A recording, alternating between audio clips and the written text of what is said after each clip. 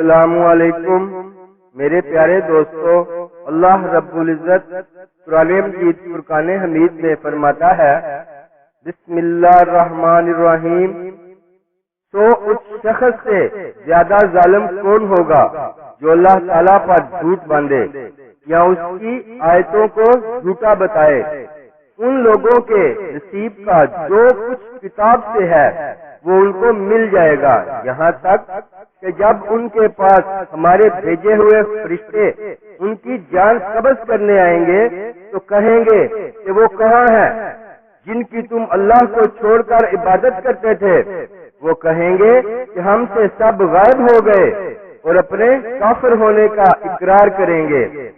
سبحان اللہ، اللہ تعالیٰ سے دعا ہے، اے ہمارے رب، ہمیں ایمان پہ زندگی عطا فرما اور ہمارا خاتمہ بھی ایمان پہ فرما، آمین ثم آمین یا ارحم الراحمین۔ اسلامک ویڈیوز کے لیے سبسکرائب کریں اور ساتھ بیل کے بٹن کو بھی پریس کریں۔